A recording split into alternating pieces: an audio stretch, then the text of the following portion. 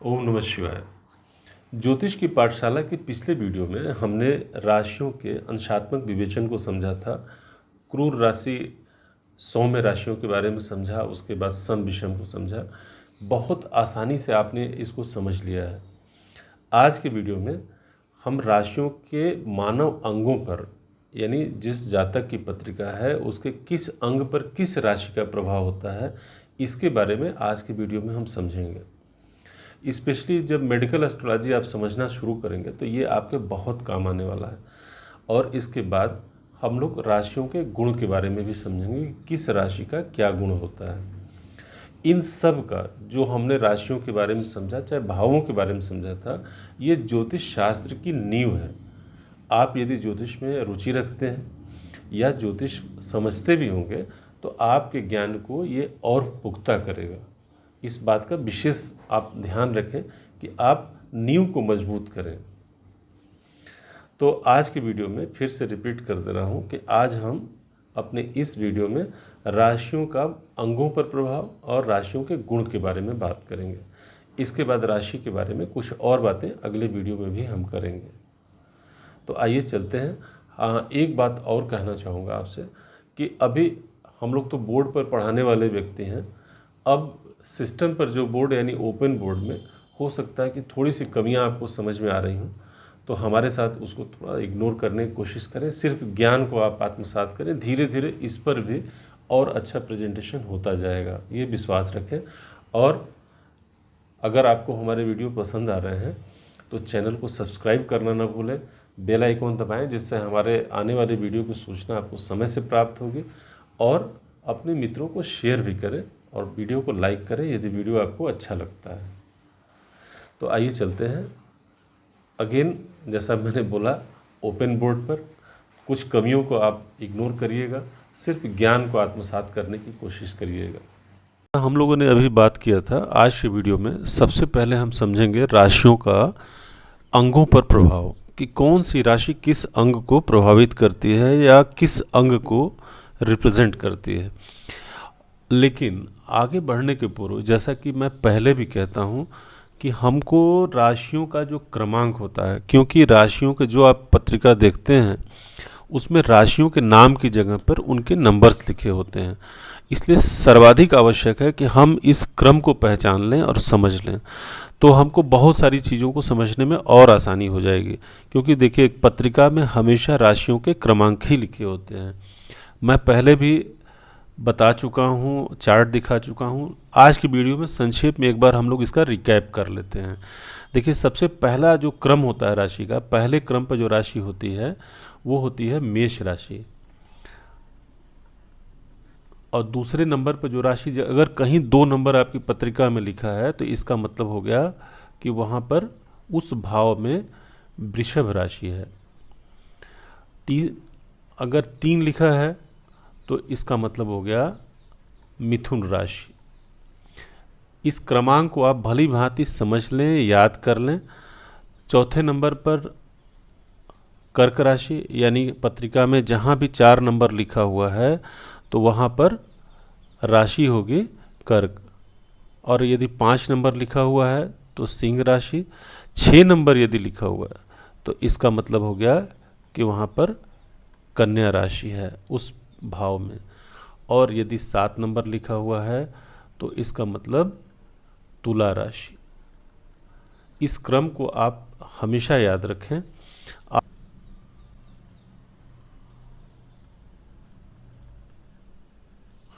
8 number हो गया वृश्चिक राशि। 9 नंबर धनु राशि।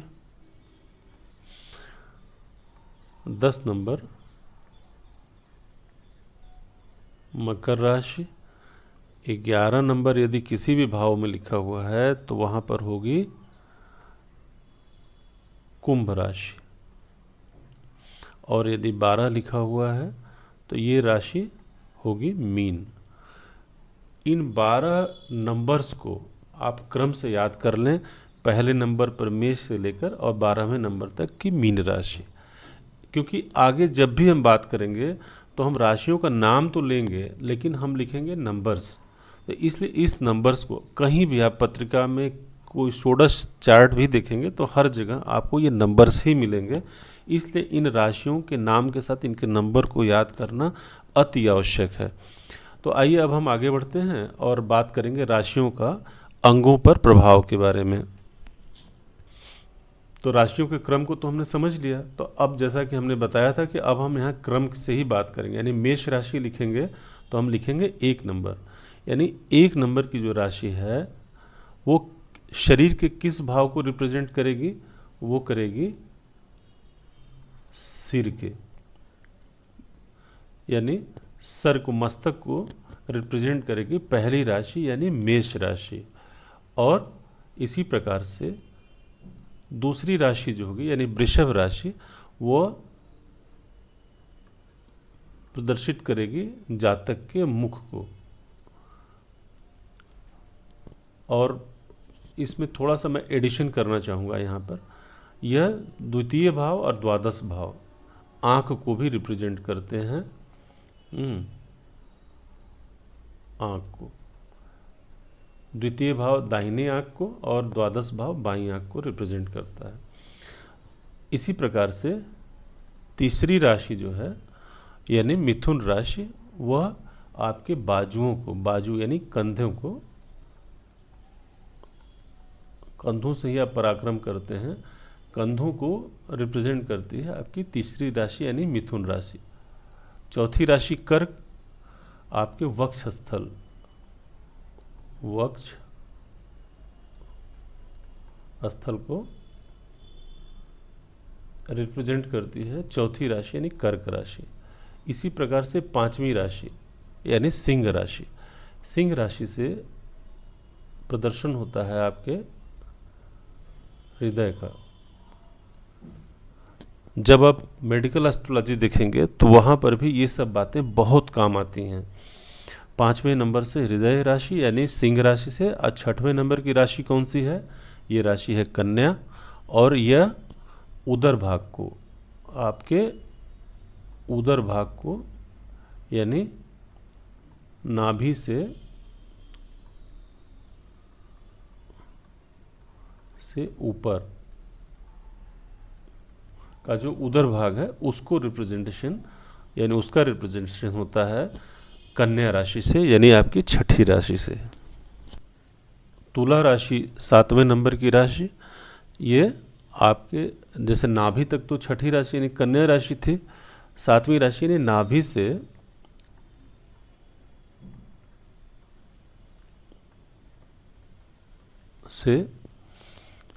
जननांगों तक।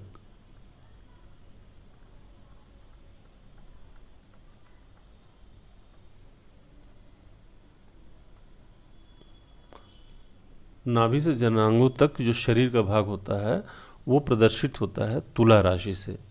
और इसी प्रकार से अब 8वीं राशि यानी वृश्चिक राशि, यह जो है आपके, इससे जो विचार किया जाता है वो किया जाता है जननांगों का एवं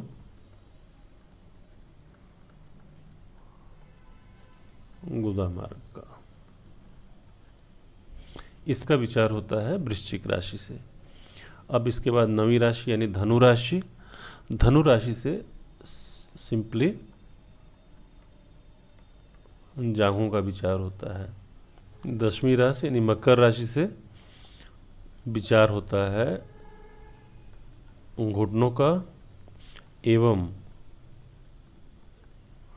मेरुदंड,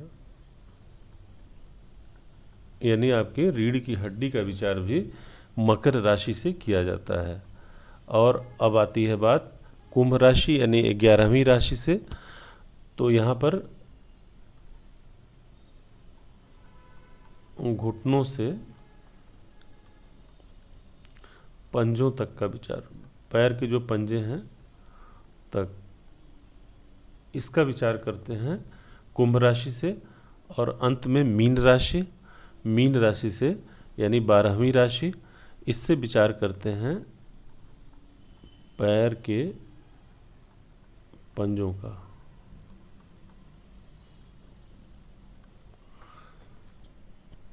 तो आपने ये समझ लिया कि पहली राशि से यानी मेष राशि से सिर का विचार, दूसरी राशि से मुख और आँखों का विचार, तीसरी राशि से बाहु यानी कंधों का विचार, चौथे राशि से वक्षस्थल यानी सीने का विचार, पांचवी राशि यानी सिंह राशि से हृदय का विचार, छठवीं राशि से उदर यानी नाभि के ऊपर का जो भाग है उसका विचार, सातवीं है तुला राशि से नाभि से जननांगों तक, आठवीं वृश्चिक राशि से जननांगों तथा गुदा मार्ग का विचार करते हैं, नवीं राशि यानी धनु राशि से जांघों का विचार करते हैं, दसवीं राशि मकर है, मकर से घुटने तथा मेरुदंड यानी रीढ़ की हड्डी का भी विचार इससे करते हैं, और घुटने से एड़ी तक का जो भाग है उसका विचार करते हैं कुंभ राशि से, और पैर के पंजों का विचार करते हैं मीन राशि से।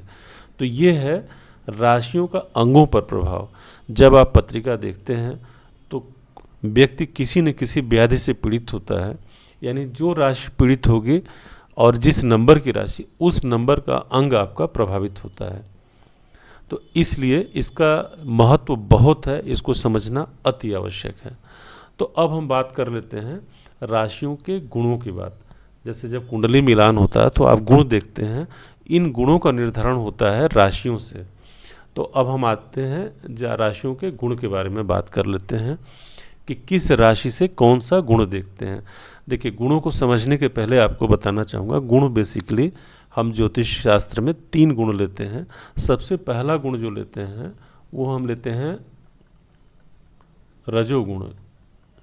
रजोगुण का शाब्दिक अर्थ हुआ कि जो राजसी गुण है वो रजोगुण से उसका होता है, और दूसरा होता है सतोगुण। नाम से ही स्पष्ट है, सतोगुण का मतलब कि सत्कर्म से लिया जाता है, इसका विचार किया जाता है। और तीसरा जो होता है, जो समाज में हर काल में रहा है, वो है तमोगुण, यानी तामसिक प्रवृत्ति जो है वो तमोगुण से। तो आप प्रायः जब कुंडली मिलान देखते होंगे तो इनमें गुण का जो मिलान होता है रजोगुण, सतोगुण और तमोगुण से, यही राशियों के गुण होते हैं, इसी के आधार पर विचार किया जाता है। तो किस राशि का कौन सा गुण होता है, अब हम इसके ऊपर बात कर लेते हैं। फिर से वही क्रम राशियों का, यानी पहला नंबर मेष राशि का। तो जो पहली राशि है मेष राशि है, वो होती है रजोगुण। इस राशि की जो प्रधानता होती है वो होती है रजोगुण की। और दूसरी राशि है आपकी वृषभ राशि। वृषभ राशि को भी रजोगुण ही इसका गुण माना गया, रजोगुण। तीसरे नंबर की राशि यानी मिथुन राशि, इस राशि का जो गुण है वो है तमोगुण, यानी तामसिक गुण होता है इस राशि का। चौथी राशि है कर्क राशि। कर्क राशि सतोगुणी होती है, सतोगुण। इन गुणों का विचार आप किसी भी व्यक्ति का जो व्यक्तित्व होता है उसके निर्धारण के लिए किया जाता है, तो इसका विचार पुनः राशियों से ही होता है। अब पांचवी राशि है सिंह। सिंह जो है उसको भी सतोगुणी माना गया। देखिए, चंद्रमा, सूर्य और गुरु, इन तीनों ग्रहों की जो राशियां और मंगल की राशियां तो रजोगुण की हैं। चंद्रमा और सूर्य की राशियां और गुरु की राशियां, इनको सतोगुणी ही माना गया है। छठी राशि है कन्या, ये भी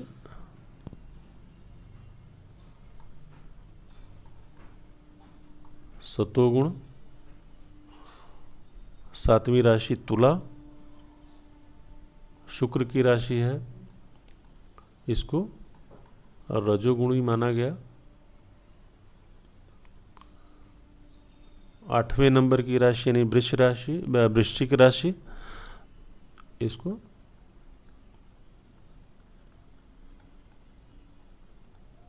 तमोगुण।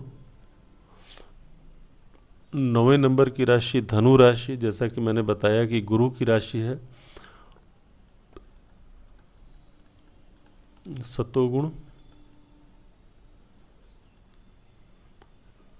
10वें नंबर की राशि शनि की राशि है,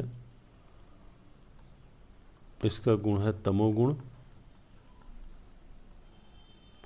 11वें नंबर की राशि भी शनि की ही है, कुंभ राशि, इसका भी गुण तमो ही होता है।